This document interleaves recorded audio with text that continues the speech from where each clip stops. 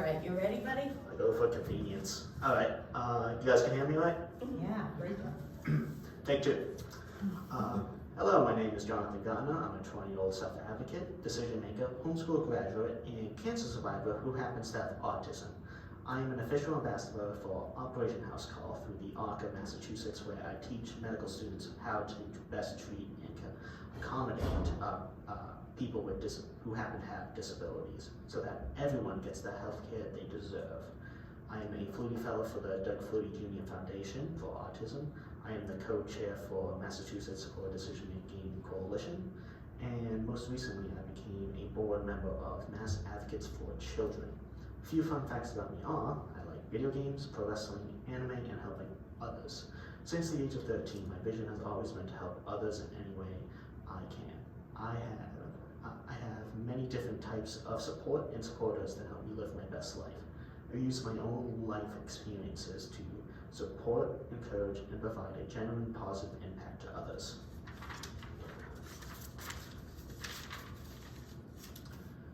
A lot of people like me have a guardian. I don't. Instead, I use something called support decision making. Support decision making is an alternative to guardianship, where the person, me, picks a group of people they trust to help them make decisions. I'm the decision maker in my life. I have used support decision making in my fight against cancer, my mental health, and most aspects of my life today. Pictured here is my mom and I on Halloween at the State House right before we testified for support decision making.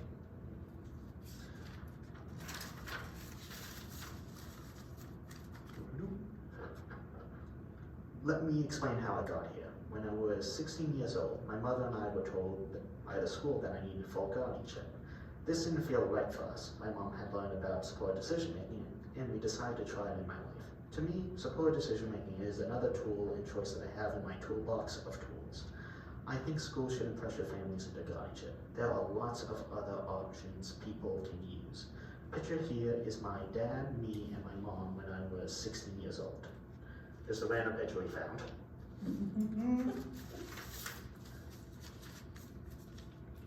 Support decision making was a great alternative for me. I started by choosing my supporters. I decided on different people who would help me with different parts of my life. My first support decision making plan only included my mom, dad, and brother. But as I grew older, my plan had evolved, and I have added many other supporters to my team in different areas of my life. This is my current supportive decision making team. So as you can see, there's different roles that people fill, and I'm just going to go over three since we'd be here all day if I was going to talk about everyone. Or should I say all night since the pitch black out. Let's see.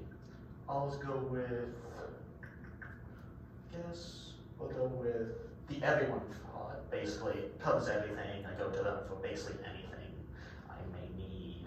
Mostly, most fights, I usually go to them just to get some help for that, help with all that good stuff. That's a good way to explain them all? Yeah. Alright, now we can get into the nitty gritty stuff.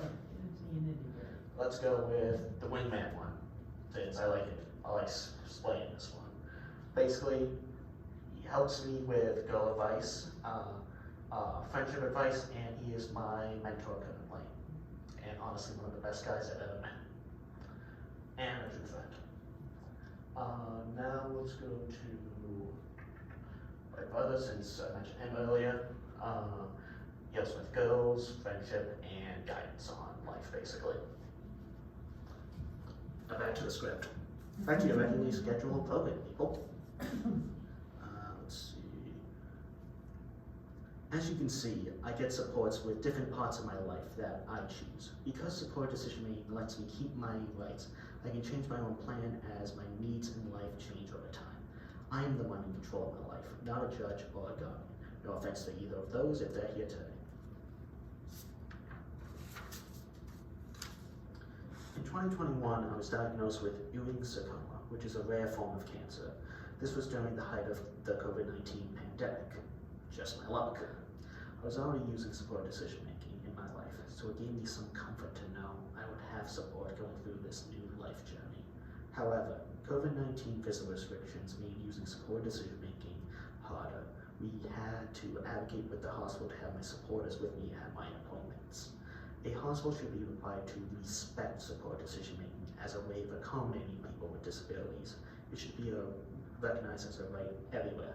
Pictured here is me during my cancer journey with my Cookie Monster, who had a real port placed in him thanks to my dad and mom.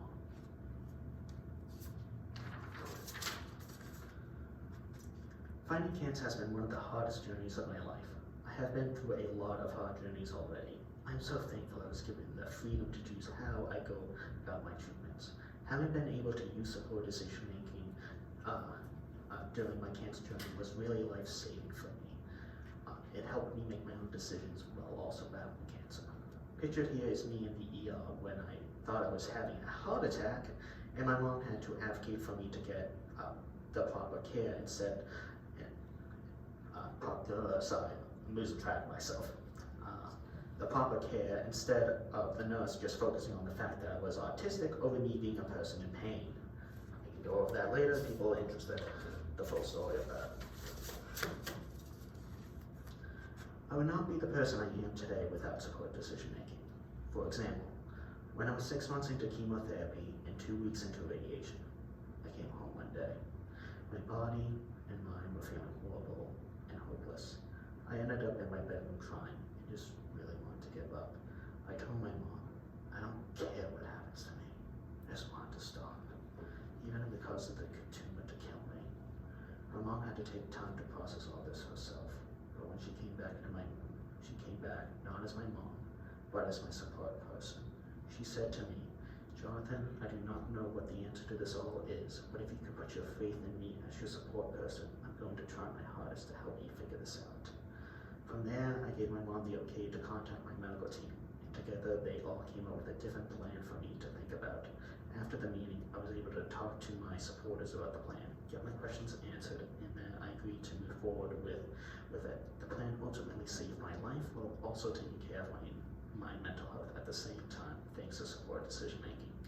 Pictured here is my mom hugging me and supporting me, not just as her son, but as my support person as well.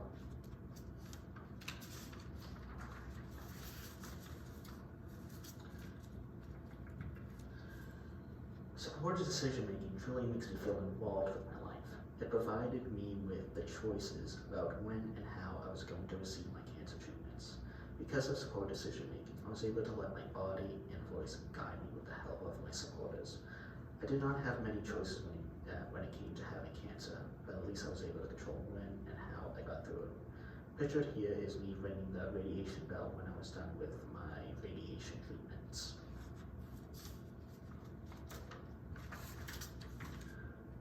Full guardianship would have been worse than death to me. I would have lost my choice. If I was unable to pick my support people during my cancer treatments, I would have just been a shell of myself now, if I even survived. I'm the type of person that needs to have full trust in the people that are in my life. If someone else picked those people for me, I would not fully be able to be the person I am today. I need to make my choices for my own life. If a guardian had forced me into treatments, I would have been severely depressed, damaged, and not the person I am today. Pictured here is me on my very last day of chemotherapy. I got to celebrate in the hospital with my family all day.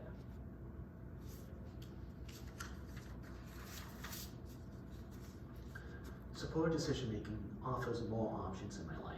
I firmly believe that support decision making gives people a choice for freedom and a choice of who supports them. Everyone should have the right to choose the way they want to live so that they can live their best lives to the fullest. Here's a picture of my mom and I testifying for support decision making to become a law. Here's some fun facts about support decision making. My supporters can help me, but the final decision is mine. I get to keep my legal rights to make my own decisions. I'm the one who picks the type of decisions I want help with. I choose the people I trust to be my support people. My supporters respect my rights to make my own decisions. I change my mind at any time. I am the one guiding my own life. My decisions are up to me. I'm the decision maker of my life. Well, any questions then?